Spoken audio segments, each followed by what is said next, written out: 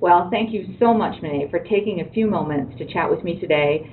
I've read your bio. You have an amazing history, and you are only 11 years old. Maybe you could start off telling me a little bit about yourself, how you got into golf, etc. Well, I started playing golf when I was about 2, so I've been playing for almost 10 years, and I'm almost 12. Yeah, it's been great. I started going to the driving range when I was about, let's say 3, probably, because my dad had always hit balls, and he always went to the driving range, and he was a pretty good golfer, and he wanted to try and make for the senior tour. And I asked if I could start going, and sooner or later, after a couple of times I started going, I started taking out a couple of his irons and started hitting. Well, so he went home, he's like, honey, you know my mom, I think we need to buy her a set of clubs. And she's like, okay. And so they bought me a set of clubs, and I started hitting, and that's how it all started. Wow. So how often do you beat your dad when you go play with him now? I beat him almost every time. That's terrific. And I'm sure he loves it. I'm sure he loves it. I'm sure he doesn't mind being beaten. Well, you have a very busy life. You have a very busy life with as a young person, you have to go to school, you have friends. I know that you're golfing a lot. Tell me what your typical day is like during the week. Usually we get up early in the morning around 5:30, 6 o'clock. Then we practice. We either putt or hit balls at the wigwam. Then I start my homework usually around 8 o'clock, and I'm usually done with everything I need to do at 12. Then we go practice at lunch hour. Then I do most of my reading and my homework that I need to get finished. And then I work out at Fitness Works. Usually I start around 6, and I usually work out 3 days a week from at least 6 to 8, probably. That's about it. And then I practice a little bit before that. Just depends what's going on. Sometimes my little sister will practice if my mom takes me to the gym. And yeah, that's my normal day. And then we have dinner, and then Well, it is a very busy time for you. When you're not golfing, what are the things you like to do the most? Especially on the weekends, I like to cook. I like to go to my aunt's house. I love spending time with my mom. Cooking and baking is one of my favorite things to do. I love to cook and bake. I like doing that. I like going out with friends, talking on the phone, all that type of fun stuff. Yeah, a typical young woman. Well, you're not very typical compared to most young women, though. You've won a ton of tournaments. How many have you won so far? I've won 67. 67 tournaments. Oh my goodness. Well, are there any real special ones in there that stand out for you? I mean, obviously they're all important, but any ones in particular that you are really, really proud of? Yes. Definitely the 3 in Scotland and 1 in Guatemala.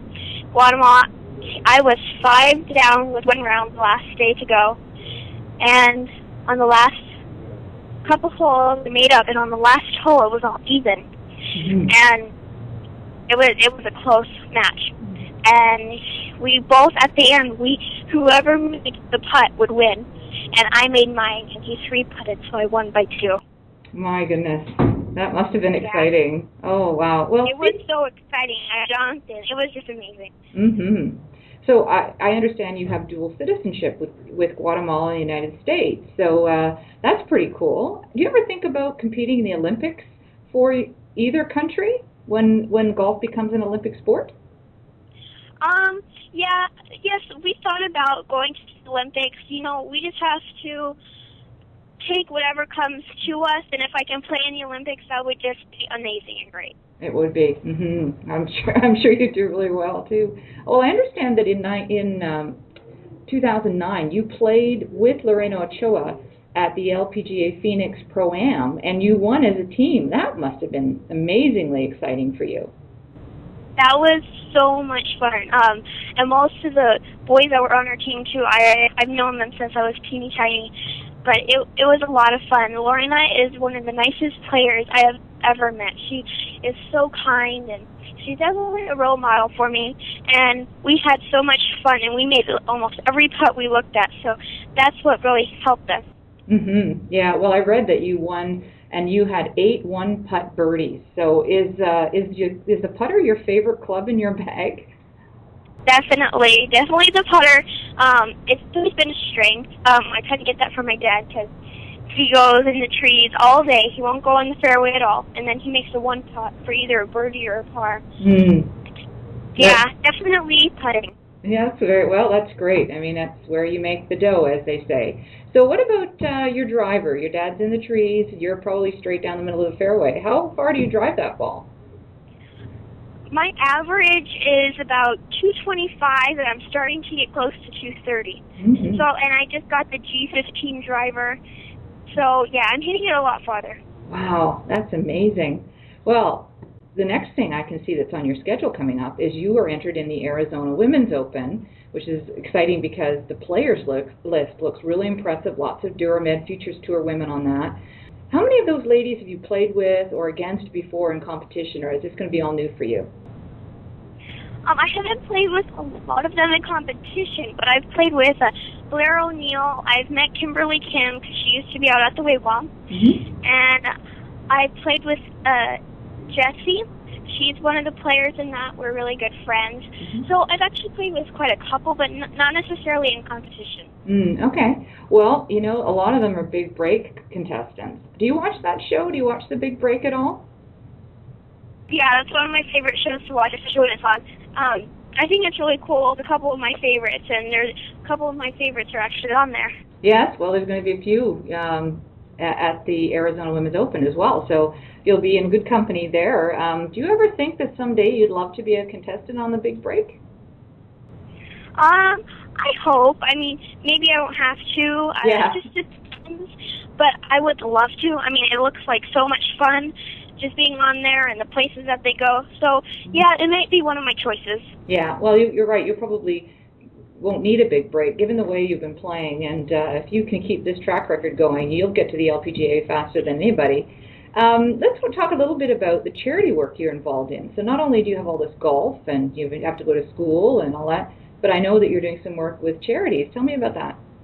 I love doing charity work, especially like I've done a couple Pro on the Holes. I've done some for the Bowling Girls Club. I've speaking to the kids. That was a lot of fun. They were really nice. And I do Pro on the Hole, and it's where I'm stationed, usually on a par 3, and I try to get it closest for them, pretty much like I'm a mulligan. But I raise quite a bit of money, and I just love doing charity. It's one of my passions. Well, golf is certainly known for giving back, and you're starting at a young age doing that already. That's terrific. You've done so much in 11 years. What's the next 5 years look like for you, Monet? Where are you thinking of going from here, and how? Maybe just tell us a little bit about your plans. Oh, well, I hope I can turn pro, but, you know, college and school is always in the future, and you know, I'm just going to stay positive, and whatever comes, we're going to make the best out of it. You're quite an amazing young woman, Monet, and I'm so happy to be able to talk to you. Is there anything you want to close off with today that you wanted to share with people who are listening? I just wanted to say thanks to Rick CC. I want to say thanks to Bruce, and I want to say thanks to the Wigwam for all that they've done to me. Oh, that's terrific. Well, you'll be at the Wigwam, won't you, for the Arizona Women's Open, and I'll be watching the leaderboard next week. Thank you. That's my home course. Well, you just go out there and you do your best, and I'm sure I'll see you at the top of the list next week, and all the best there. Thank you. Okay, you take care now. Bye for now. Bye-bye.